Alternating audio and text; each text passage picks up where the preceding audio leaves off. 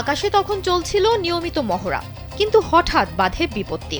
নিয়ন্ত্রণ হারিয়ে তীব্র গতিতে নিচের দিকে নেমে আসতে শুরু করে প্রশিক্ষণ বিমানটি। মূলত নিয়মিত উড্ডয়ন প্রশিক্ষণের অংশ হিসেবেই প্লেনটি আকাশে ওড়ানো হয়েছিল।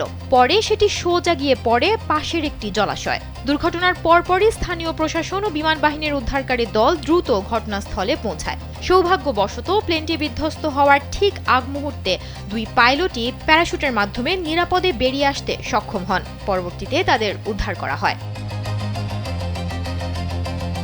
বুধবার এই ঘটনাটি ঘটেছে ভারতের উত্তরপ্রদেশের প্রয়াগরাজে। নিয়মিত প্রশিক্ষণ চলাকালীন এই ভয়াবহ দুর্ঘটনাটি ঘটে। বিমান বাহিনীর তথ্যসূত্রে জানা গেছে, উড্ডয়নের কিছু সময় পরই বিমানটিতে কারিগরি সমস্যা দেখা দেয়। পরিস্থিতি বেগতিক দেখে দুই পাইলটই প্যারাশুটের মাধ্যমে বিমান থেকে ঝাঁপ দেন। চালকবিহীন বিমানটি এরপর সরাসরি গিয়ে আছড়ে পড়ে লোকালয় সংলগ্ন একটি বড় পুকুরে।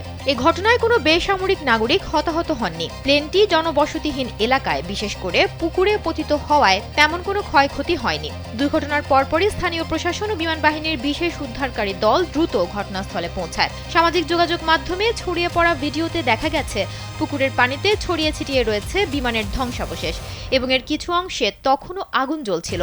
অন্য একটি ভিডিওতে পাইলটদের আকাশ থেকে নিরাপদে নেমে আসার দৃশ্য ধরা পড়েছে। প্রয়াগরাজের এই ঘটনা ভারতের সামরিক প্রশিক্ষণের নিরাপত্তা নিয়ে নতুন করে উদ্বেগের সৃষ্টি করেছে। গেল কয়েক বছরে দেশটিতে বেশ কয়েকটি বড় বিমান দুর্ঘটনা ঘটেছে। এর আগে চেন্নাইয়ের তাম্মারামের কাছে প্রশিক্ষণ মিশনে থাকার সময় একটি পিলাটাস PC-7 প্রশিক্ষণ বিমান দুর্ঘটনার শিকার হয়। একই বছর মার্চ মাসে হরিয়ানার পাঞ্চকুলার কাছে কারিগরি ত্রুটির কারণে একটি জাগুয়ার যুদ্ধ বিমানও বিধ্বস্ত হয়েছিল।